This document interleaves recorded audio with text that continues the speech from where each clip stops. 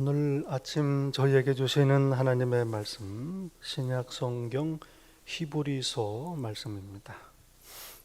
히브리서 5장 1절부터 10절까지 말씀입니다. 히브리서 5장 처음 10절 말씀 봉독할 때에 함께 하나님의 음성을 들으실 수 있기를 바랍니다. 대제사장마다 사람 가운데서 택한 자이므로 하나님께 속한 일에 사람을 위하여 예물과 속죄하는 제사를 드리게 하나니 그가 무식하고 미혹된 자를 능히 용납할 수 있는 것은 자기도 연약에 휩싸여 있습니다. 그러므로 백성을 위하여 속죄제를 드림과 같이 또한 자신을 위하여도 드리는 것이 마땅하니라. 이 존귀는 아무도 스스로 취하지 못하고 오직 아론과 같이 하나님의 부르심을 받은 자라야 할 것이니라. 또한 이와 같이 그리스도께서 대제사장 되심도 스스로 영광을 취하심이 아니요 오직 말씀하신 이가 그에게 이르시되 너는 내 아들이니 내가 오늘 너를 낳았다 하셨고, 또한 이와 같이 다른 데서 말씀하시되 네가 영원히 멜키세덱의 반차를 따르는 제사장이라 하셨으니 그는 육체에 계실 때에 자기를 죽음에서 능히 구원하실 이에게 심한 통곡과 눈물로 간구와 소원을 올렸고 그의 경건하심으로 말미암아 들으심을 얻었느니라. 그가 아들이시면서도 받으신 고난으로 순종함을 배워서 온전하게 되셨은즉 자기에게 순종하는 모든 자에게 영원한 구원의 근원이 되시고 하나님께 멜키세덱의 반차를 따른 대제사장이라 칭하심을 받으셨느니라. 하나님의 말씀입니다. 아멘.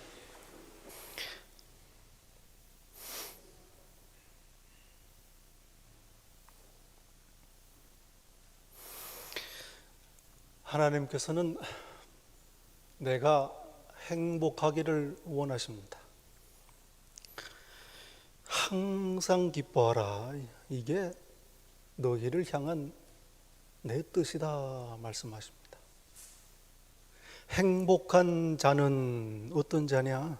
죄인의 길을 따르지 아니하며 여호와의 율법을 즐거워하는 자다.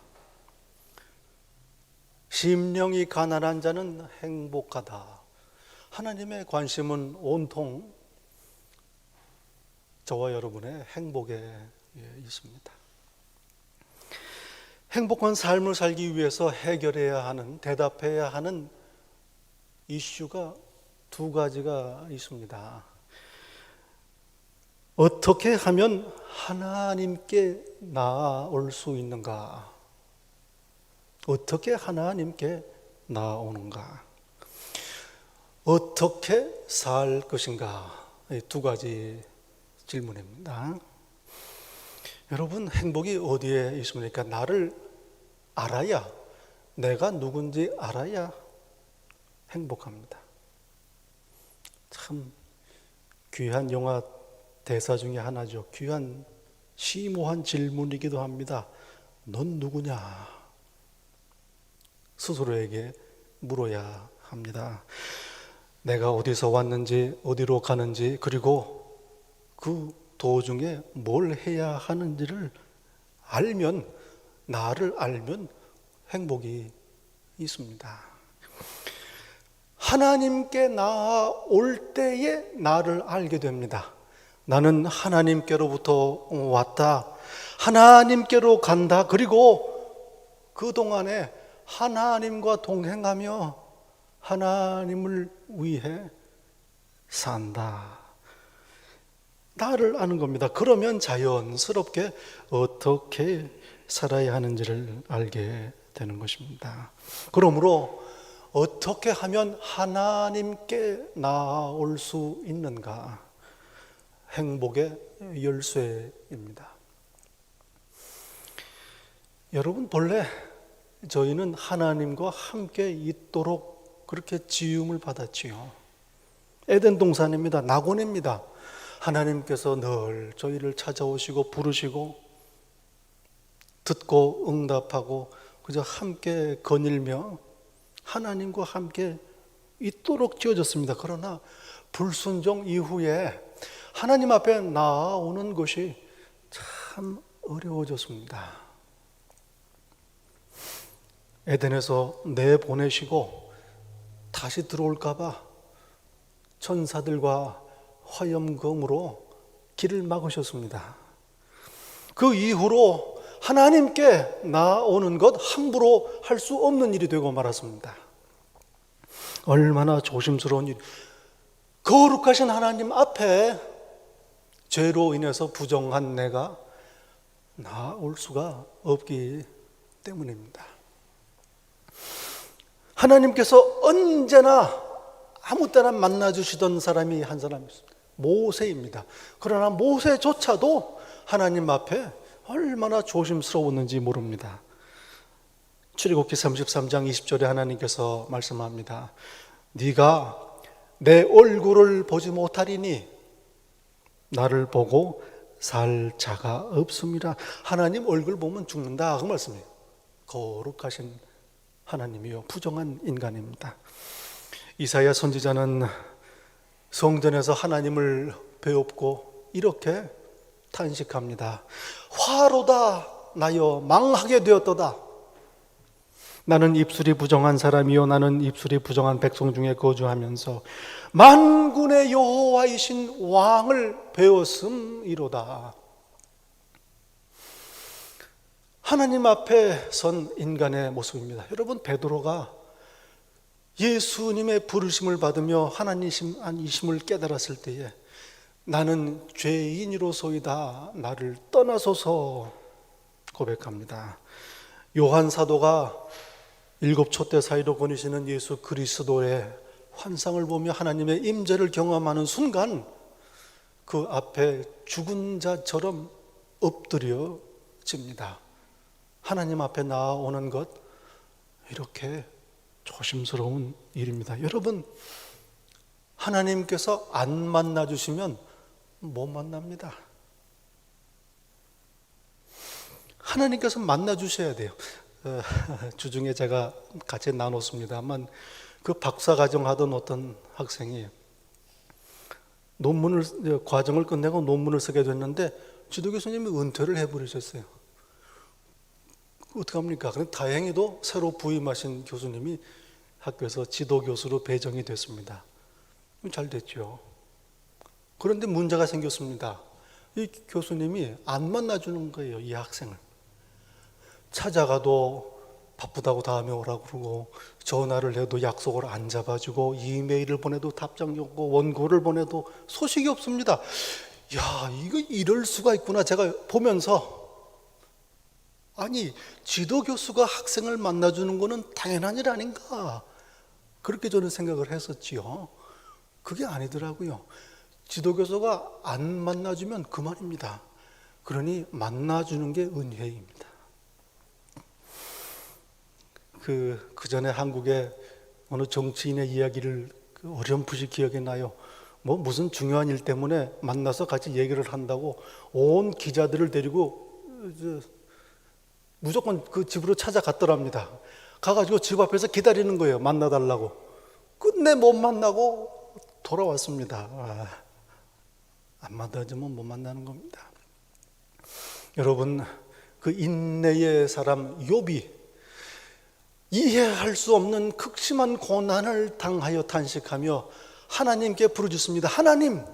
하나님의 뜻인 줄 압니다. 그런데 도대체 어떻게 된 사연인지 좀 알거나 고난을 당했으면 좋겠습니다. 하나님 만나서 얘기 좀 해주세요. 하나님께 간절히 부르짖습니다.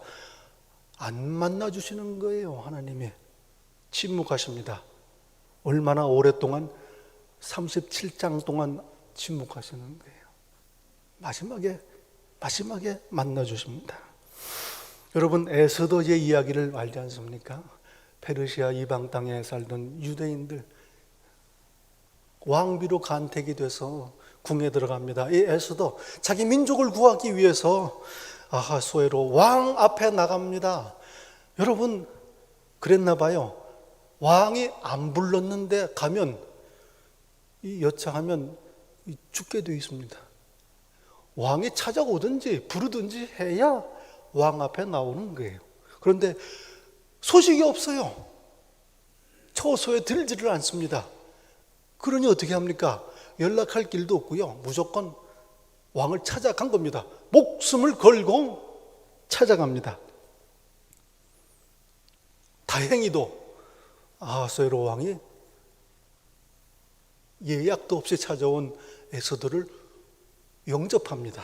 그 덕분에 자기도 살고 유대 민족도 살지 않습니까? 이 왕이 에스더를 왜 맞아 주었을까? 왜 안 죽었나? 예뻐서 그랬더라고요. 예뻐서 왕이 다 용서했어요. 이쁘면 다 용서가 된다, 이런 말입니다. 무슨 말입니까? 하나님께서 그 눈에 꺼풀을 씌우시는 거예요. 하나님께서 역사하셔서 에스더를 그 왕이 맞아들이게 하신 것입니다. 여러분, 오늘 이 아침에도 저와 여러분 예수님 이름으로 하나님 앞에 나와 예배드립니다. 여러분 기억하시기 바랍니다. 교회 왔습니다. 하나님 앞에 나온 겁니다.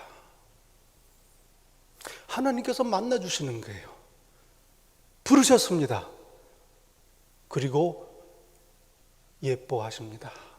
저희를 기뻐하십니다. 그래서 하나님 앞에 나와 예배를 드리는 겁니다. 얼마나 큰 은혜인지 모릅니다. 히브리서 4장 16절에 말씀합니다. 그러므로 우리는 긍휼하심을 받고 때를 따라 돕는 은혜를 얻기 위하여 은혜의 보좌 앞에 담대히 나아갈 것이니라. 하나님께 이제는 나아오되 담대히 오늘 저희가 나온 것처럼 평안하게 행복하게 아무 거리낌 없이 당당하게 나아올 것이니라. 여러분, 이거 원래 그렇게 되는 일이 아닙니다. 담대히 나아올 수 있는 일이 아니에요. 그러나 지금 그렇게 나왔습니다. 예수 그리스도를 기뻐하시는 하나님께서 저희 안에 계시는 그리스도를 보시고 저희가 믿는 예수 그리스도의 중보 기도를 들으시고 저희를 기뻐 맞아 주시기 때문입니다. 예수님 믿는 특권이요, 예수님 믿는 복입니다. 어떻게 살 것인가 두 번째 이슈입니다. 여러분, 사람은 삶의 규범을 필요로 합니다. 내가 어떤 틀 안에서 살아야 되는, 이걸 너무너무 갈망을 해요. 이 삶의 틀이 없는 사람, 틈틀이 없는 아이, 이런 사람들을 버릇이 없다, 방황한다 이렇게 하죠. 다른 사람들이 보기에도 안 됐지만 본인도 참 괴롭습니다. 피곤하고 소원해보고 방황하는 겁니다. 한국에 그 아주 유명한 인기 강사 중에 한 분이 있는데 이분이 해병대를 다녀왔다고 그래요.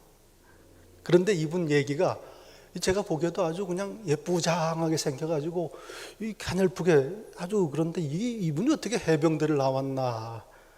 그 자기가 하는 말이 해병대는 강한 사람이 가는 게 아니고 약한 사람이 강해지려고 간다는 거예요. 자기 얘기하는 거예요. 그 이해가 돼요. 삶의 규범을 제공하고 이렇게 살아야 된다 하는 틀을 제공을 하는 겁니다. 그래서 거기 가는 거예요. 조금 된 영화입니다만 아주 기가 막히게 잘 만든 영화가 하나 있습니다. 제가 가끔 말씀을 나누는데요. 그 톰 크루즈하고 데미 무어가 나오는 A Few Good Men이라는 영화가 있습니다. 그 해병대 그 군사 법정 이야기를 다룬 아주 참 좋은 영화예요. 잘 만들었습니다. 예, 보고 또 보고 근데 이제 본 지가 한참 됐습니다. 근데 여기에 사건에 연루된 병장이 하나 나옵니다. 도슨 병장이 나왔는데 이 사람이 하는 얘기가 기가 막힌 얘기예요. 내가 이 해병에 들어온 건 삶의 certain code, 삶의 규범을 내가 찾으려고, 그래서 강한 사람이 되려고 들어왔다. 그런데 나보고 나 잘못한 거 없는데 플리바겐 해서 6개월 징역 살려고? 난 그렇게 할 수 없다. 만약에 법정이 나보고 무기징역을 내려도 나는 달겨받겠다. 그러나 나는 잘못한 게 없다. 플리바겐은 하지 않겠다. 타협하지 않겠다. 이렇게 얘기를 합니다. 얼마나 멋있는 장면인지 몰라요. 사람들이 이걸 원하는 거예요. 내가 살아갈 삶의 틀, 규범을 원하는 겁니다. 없습니다, 여러분. 없어요. 그래서 모두들 방황하는 겁니다. 여러분, 예수님 믿는 것, 믿음은 우리의 삶의 굳건한 기둥이요 반석입니다. 요동치 않고 흔들리지 않는 삶의 규범입니다. 히브리서 6장 19절에 말씀합니다. 우리가 이 소망을 가지고 있는 것은 영혼의 닷 같아서 튼튼하고 견고하여 휘장 안에 들어가나니, 아무리 큰 배라도 바닥에 닻을 내리면 물결에 흘러 떠내려가지 않습니다. 이와 같이 믿음이 우리 영혼의 닷과 같다. anchor. 야고보서 1장 6절은 말씀합니다. 오직 믿음으로 구하고 조금도 의심하지 말라. 의심하는 자는 마치 바람에 밀려 요동하는 물결 같다. 예수 그리스도를 믿는 믿음을 나의 삶의 기준으로 삼으면 요동하지 아니하고 떠다니지 않는다 하는 말씀입니다. 내가 곧 참 생명의 길이다. 길이요 진리요 생명이라. 그렇습니다. 예수님 믿는 것, 예수님 말씀대로 사는 것, 이게 바로 우리가 마땅히 살아야 하는 길입니다. 어떻게 하면 하나님께 나아올까? 어떻게 살아야 하는가? 히브리서는 이 두 가지 질문에 대한 답을 제공을 합니다. 이 히브리서는요, 당시 이방 땅에 널리 흩어져 살던 유대인들에게 보낸 편지입니다. 유대인들 중에서 예수님 믿는 유대인들. 초기 교회는 모두 유대인들이 예수님을 믿었죠. 유대인 그리스도인들에게 편지처럼 쓰여진 그런 설교 아니겠습니까? 히브리서입니다. 여러분, 유대인들에게 복음이란 어떤 거겠습니까? 유대인들에게 좋은 소식이란 하나님께서 오래전에 약속하신 메시아 그리스도께서 오셨다, 이게 복음입니다. 그러면 만국에 흩어진 이스라엘 백성들을 다 예루살렘으로 모아서 그 성전에서 예배 받으시며 세상을 다스리신다. 그리스도께서 오시면 하나님께서 다스리시는 그런 나라가 세워진다. 이게 바로 유대인들의 복음입니다. 어떻게 하면 하나님께 나아올 수 있을까? 어떻게 살아야 마땅한가? 이 두 가지 이슈가 모두 예수 그리스도로 해결이 되는 겁니다. 히브리서의 말씀입니다.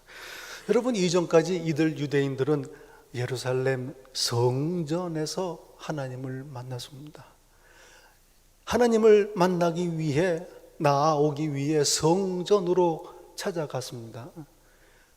집에서 기도할 때에 예루살렘 성전 쪽을 향해서 기도하고 1년에 3번 명절 때마다 성전을 찾아가 제사를 드리고 예배를 드리며 하나님께 나아왔습니다. 희생제사를 드리고 죄를 용서받고 예물을 드렸습니다. 그리고 제사장들의 중보를 통해서 하나님을 만났습니다. 그리고 예수님을 알기 전까지는 율법을 통해 살았습니다. 그들의 삶의 규범이, 기준이 율법이었습니다. 모세의 권위를 따랐습니다. 좀 더 정확히 말하면 율법에 근거한 유대인들의 전통, 관습, 장로들의 유전을 따라서 살고 있었습니다. 그런데 이제 예수 그리스도를 믿음으로 말미암아 이 두 가지 이슈들이 다 예수님으로 해결되는 겁니다. 예수 그리스도께서 이제 하나님께 나아올 수 있는 참 중보 되신다. 큰 대제사장이시다. 제사장들이 많습니다. 그 중에 제일 높은 사람 대제사장입니다. 그런데 예수님은 큰 대제사장이시다. 그런 게 있지 않습니까? 울트라 캡 이런 게 있죠. 울트라 캡장 제일 높은 게 예수님이 이게 짱이시다 이 말씀하는 거예요. 하나님을 만나기 원하는가? 하나님께 나아오려면 예수께 나아오라 이 말씀입니다. 그리고 이제 율법으로 살던 자들이 예수 그리스도의 법으로 산다 알려줍니다. 예수 그리스도의 법이 무엇입니까? 의인은 믿음으로 말미암아 살리라. 로마서의 바울 사도의 선언입니다. 그리고 히브리서 10장 38절에서도 나의 의인은 믿음으로 말미암아 살리라 말씀합니다. 그리고 하나님의 법, 예수 그리스도의 새 법, 서로 사랑하라. 새 계명입니다. 이렇게 살라. 새 계명을 너희에게 주노니 서로 사랑하라. 내가 너희를 사랑한 것 같이 너희도 서로 사랑하라. 예수님의 말씀입니다. 히브리서 10장 24절에 말씀합니다. 서로 돌아보아 사랑과 선행을 격려하고, 또 13장 1절에 형제 사랑하기를 계속하고. 이제 유대인들이 살아야 하는 삶의 기준은 믿음과 사랑이 되었습니다. 예수 그리스도입니다. 오늘 본문 어떻게 하나님께 나아오는가, 이 첫째 이슈를 다루고 있지요. 예수 그리스도, 큰 대제사장인 예수 그리스도를 통해서 하나님께 나아올 수 있다, 이걸 말씀하시는 겁니다. 오늘 본문 말씀, 여러분 히브리서에 보면 예수님을 그 예수님이 누구신지 말씀하는 것을 신학에서는 기독론이라고 부릅니다. 그리스도론이다. 기독론의 정수가 히브리서입니다. 예수 그리스도는 모든 이전의 것보다 뛰어나신 분이다. Superiority of Jesus. 예수님의 뛰어나심을 선언하는 책입니다. 1장, 2장은 천사보다 뛰어나신 예수님, 3장은 모세보다 뛰어나신 예수님, 4장은 여호수아보다 뛰어나신, 7장, 8장은 모든 제사장보다 뛰어나신 예수님, 그리고 모든 제사, 희생 제사보다 뛰어나신 예수님, 예수님의 뛰어나심을 선포하는 책입니다. 얼마나 귀한지 몰라요. 오늘 본문은 특별히 더 큰 대제사장 예수 그리스도를 선포합니다. 인간 대제사장 대 참 대제사장 예수 그리스도를 비교하는 거죠. 공통점이 있습니다. 하나님의 일을 담당을 합니다. 하나님께 예물을, 백성들을 대신해서 드리는 거예요. 제사장, 하나님께 예물을 드리는 겁니다. 두 번째로는 제물을 드리는 거예요. 제물은 죄 용서를 위해 드리는 희생제사 아니겠습니까? 이 일을, 하나님의 일을 맡아 하는 것 대제사장입니다. 두 번째로는 백성들과 마찬가지로 연약한 존재. 그래서 자기도 연약하니 무지하고 범죄하는 백성들을 용납하는 겁니다. 세 번째 공통점, 자기가 그 자리를 원해서 제사장이 된 게 아니고 하나님께서 택하시고 부르셔서 세우신다 말씀하는 거예요. 여러분, 이 말씀을 보면서 생각을 합니다. 참 순종이 무엇인가? 자원하는 게 아니라 시키면 하는 게 순종이다, 이런 생각이 드는 거예요. 그러나 차이점이 있습니다. 인간 제사장과 예수 그리스도 연약합니다. 그러나 죄는 없으십니다. 예수 그리스도. 그러니 인간 제사장들처럼 자신을 위해서 먼저 속죄 제사를 드릴 필요가 없다. 결정적인 차이입니다. 죄가 없으신 분 하나님이시다, 이 말씀입니다. 멜기세덱의 반차를 따른 제사장이다. 이 땅의 제사장들은 아론의 반차, 아론의 계통, 계보를 따른 제사장이다. 그러나 예수 그리스도는 그보다 아주 오래전에 모세의 증조부, 아론의 증조부 레위, 레위의 아버지 야곱, 야곱의 아버지 이삭, 이삭의 아버지 아브라함, 그 아브라함이 11조를 드렸던 제사장 멜기세덱 줄을 타고 내려오신 제사장이시다. 그 조금 이상한 얘기일 수도 있지만 제가 처음에 공부 마치고 한국 가니까 학교에 갔는데요. 어떤 분이 그렇게 어느 줄 타고 들어왔냐고 저한테 물어보더라고요. 이런 겁니다. 그 줄이 어느 줄이냐에 따라 달라지는 거예요. 예수 그리스도는 멜기세덱의 계통, 그 줄을 타고 내려온 제사장. 그러니 아론 제사장과는 비교가 안 되는 제사장이시다, 이 말씀. 그리고 제사장들은 사람들을 대신해서 예물을 드리고 희생 제물을 드리지만 예수 그리스도께서는 자기 자신을 희생 제물로 드리셨습니다. 결정적인 차이입니다.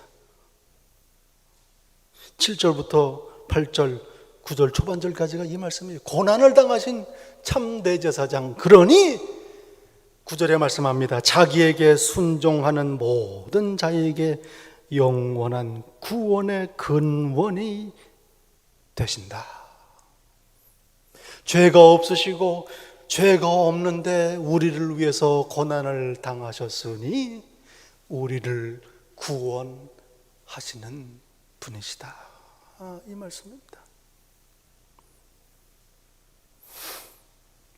예수 그리스도는 하나님께서 우리를, 나를 구원하시는 근거가 된다, 그 말이에요. 여러분, 이유가 다 있지 않습니까? 하나님께서 왜 나를 구원하실까, 용서하실까? 예수님 믿기 때문입니다. 이거 알아야 됩니다. 하나님은 사랑이시다, 맞아요. 그러니 모든 사람 다 천국 간다, 틀려요.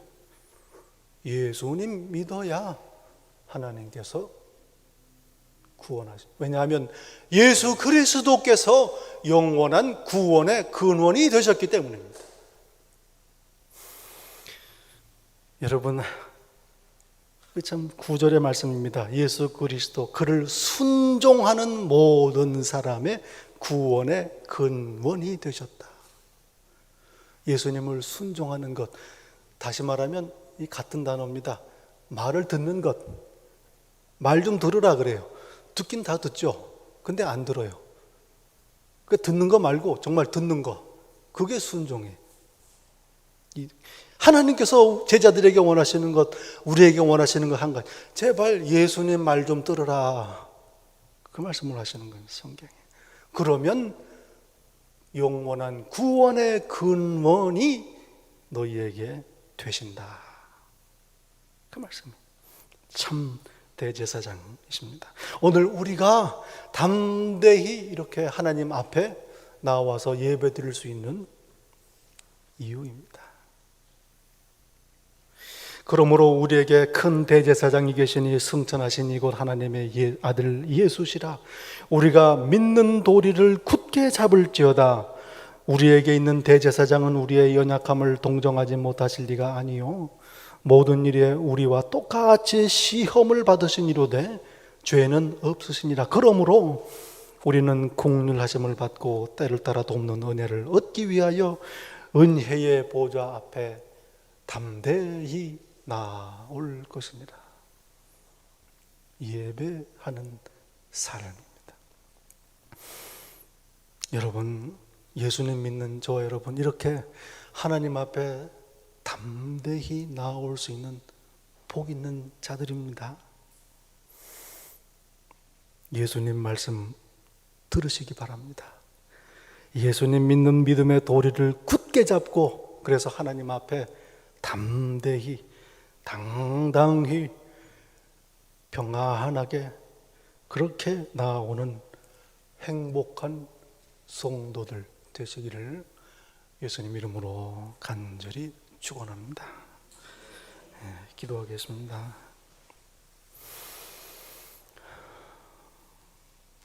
저희가 무엇이고 한데 그 아끼시고 기뻐하시는 독생자를 십자가에 내어주셨나이까. 이제 말씀을 들으며 다시 한번 다짐합니다.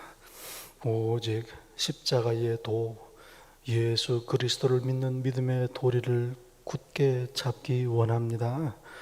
그리하여 하나님 보좌 앞에 담대히 나오는 그런 행복한 자가 되기를 원합니다. 성령님 도우소서. 예수님 이름으로 기도하옵나이다. 아멘.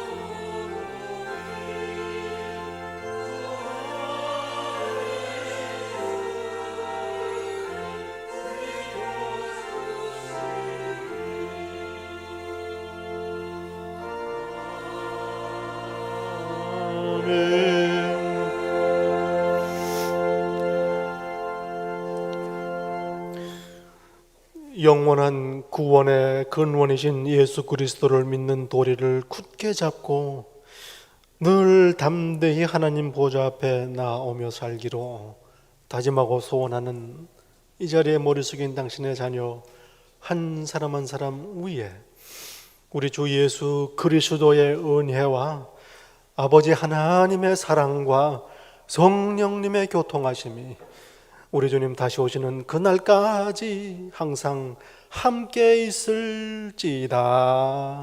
아멘.